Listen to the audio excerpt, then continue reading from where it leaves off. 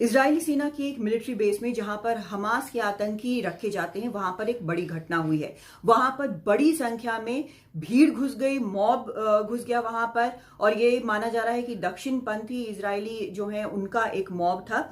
और ये जगह जो है वो आईडीएफ की बेतलिब नाम की जगह है। वहां पर सेट टाइमन बेस है आईडीएफ का, वहां पर ये प्रदर्शनकारी घुस गए। बताया ये भी जा रहा है कि ये इजरायली मिलिट्री पुलिस का हेडक्वार्टर है। तो यहां पर मीडिया रिपोर्ट्स के मुताबिक ये लोग घुसे और इस भीड़ की अगुवाई जो है वो हेरिटेज मिनिस्टर एमिचे एलियाहू और सांसद जुई सुकौत कर रहे थे।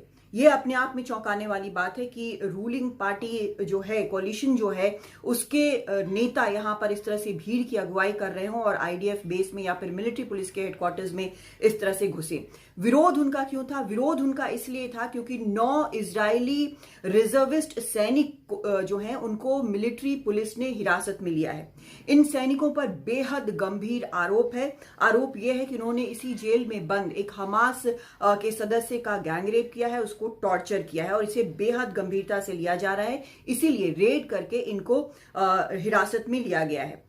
अब इस घटना को लेकर कई तरह के बयान आ रहे हैं, लेकिन चौंकाने वाले बयान कोalition पार्टी के कई नेताओं की तरफ से आए हैं, जिनका ये कहना है कि हमास के जो सदस्य हैं उनके कोई ह्यूमन राइट्स नहीं है, सैनिकों को हिरासत में नहीं लिया जाना चाहिए क्योंकि इससे सैनिकों का जो मनोबल है वो गिरता है। इस वक्त में खास करके ऐसा नहीं करना चाहिए। लेकिन इसके उलट भी बयान आए हैं। कहा गया है कि मानवाधिकार सबके होते हैं।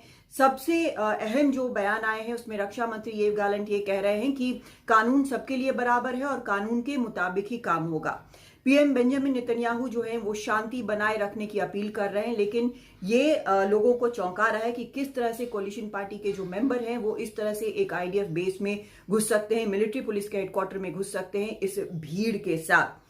अब हमास ने पहले भी इस तरह के आरोप लगाए हैं कि जो कैदी फिलिस्तीनी कैदी इजरायली जेलों में बंद हैं उनका टॉर्चर हुआ है, उनका रेप हुआ है, लेकिन इजराइल जो है हमेशा इससे इनकार करता रहा है।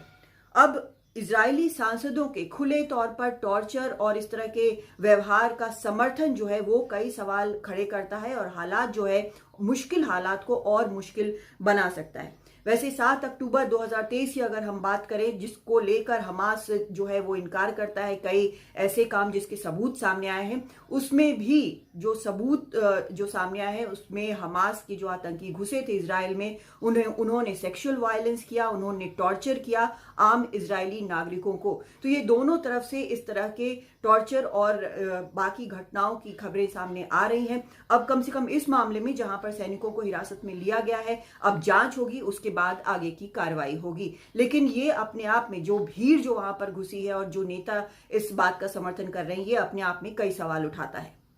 दिल्ली से कादम्बिनी शर्मा, एनडीटीवी इंडिया।